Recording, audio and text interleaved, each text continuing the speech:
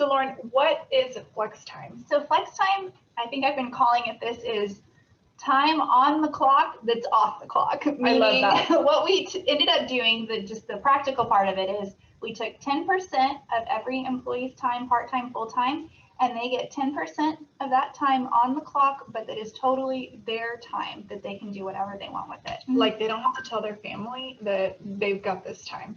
So I think we back up. Let's just kind of tell them how we got here and some of the things that we talked through.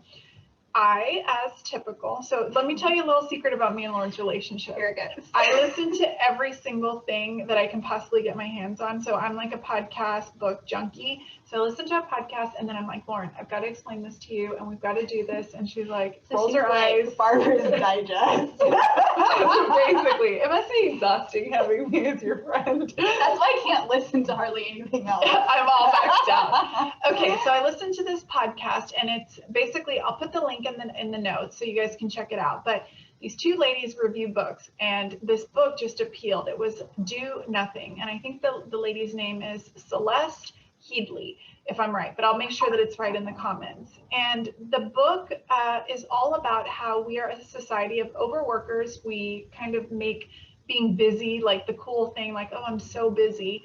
And by doing that, we have completely lost the art of just living and just being. And after I listened to that, first of all, I'd already been feeling that way. We had been talking about it. And then Lauren and I were like, we listened to it. And then we started talking and saying, okay, we got to figure out how to make this fit for us. But then beyond that, for our people. Right. And so it hit home, it hit the heart. And I think it just really discusses, I don't know if you want to get into like the human need for doing nothing, that our brain cannot, there was, I think one fact she said, it's more than 4 to 5 hours a day is all that our brain can do on focused, detailed work. And when you put that in perspective, you're like, wow, what are we trying to do? We're trying to be productive 24/7. 12. And now that, she mentions your phone is your pocket computer. And even when you're not working, you're working. And that we're basically brainwashed into this thought of productivity. And that's why so many of us are experiencing burnout. So the part that hit me was that she was saying that all of these gadgets that have been invented since the days of our grandmothers and great grandmothers, if you totaled everything, so you think about like, say your dishwasher, your microwave, every little gadget, your vacuum that is supposed to save you time, is supposed to save you 25 hours a week if our grandmothers had that. You think about them like line drying their clothes, hand washing certain things, all that good stuff. And she said, but what have we done? Do any of us feel like we got these 25 hours? No, we've like filled it back up. I'm napping.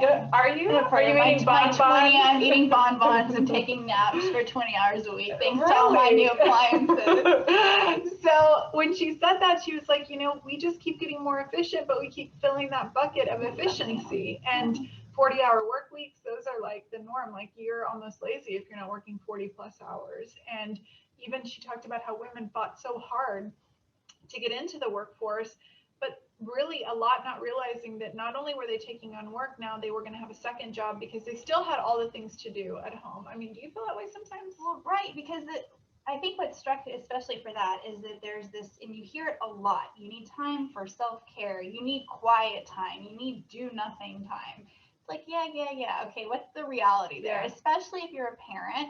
You leave work where you've had all this external and you come home and there's more external and you want that to be quality time, but it's like short sometimes of locking yourself in your closet, getting even, I've talked to Lauren many times in the closet. 10 minutes of quiet time can be hard on a lot of, for most people.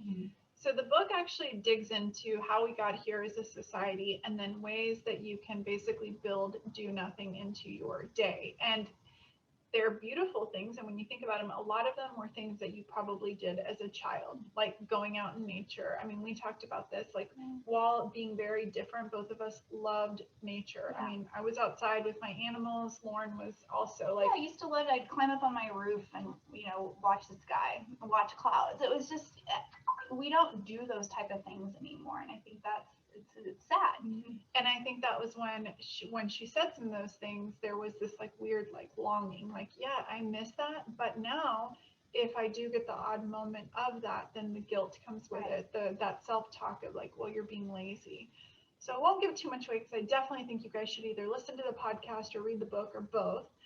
What that did is it triggered in us like, yes, life has gotten so crazy busy, and we are a company that has really worked hard to be efficient, but we stopped to ask ourselves, are we being efficient for the sake of then adding more things back, or are we being efficient so that we can take that extra time and really do the things that we really love and that are super important long term to us?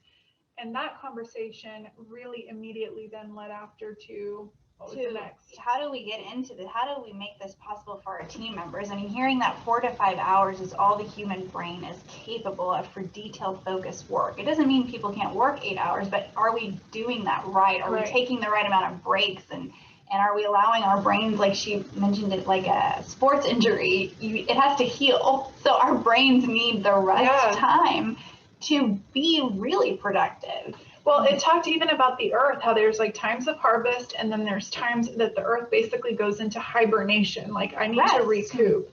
And so it was talking about, instead of these prolonged periods of rest, how do you incorporate that in your days, your weeks, your months? So what we came to, and this was a little scary, is we said, how can we give our team, like Lauren said, time that is allotted for work but becomes free time? Not time that they have to tell anybody about, time that if they want to go on an extra long walk, if they want to go, we already encourage, like, go for a walk in the middle of the day, take breaks. This was a whole nother level. So we came to, what could we afford? Well, we said, let's start with 10% of a person's weekly hours. If they're full-time, 4 hours. If they're part-time, maybe it's 2 hours. We said people can use it different. They can either use it spaced out, like every day a longer lunch, or come in a little bit later. Again, scheduling issues, and we figured that out. Or they could accumulate it, and let's say they wanted to take a full day off every couple of weeks, then it was time that they could do however they wanted. And so we kind of crunched the numbers and said, we will run this as strictly an experiment for Q3. If we can do it, if it works, then we'll continue to do it. And so that's where we started. Yes, and I think while it was like, okay, are we crazy to do it? And then we're like, no, this is exactly, we want it for ourselves, we want it for our team. And I think it took off the pressure when people say, find that hour. It's like, well, I can't take it out of work because I can't lose that pay. You know, there's all those things. And well, we literally have this thing. I'm sorry. That's okay. So no, go ahead. We literally have like the single moms that there is no 1 hour. Like if they're getting up an hour extra early, they're probably getting up at 3 a.m, which is just not even normal, right? So like, that's where we just thought we have to build it into something that they've already, I guess, allotted for. Right, because that time's already dedicated. They don't need a sitter. They don't need to explain to anybody, like you said, where they are. They get to take this time and not worry about it affecting their pay, but it's just time for their brain.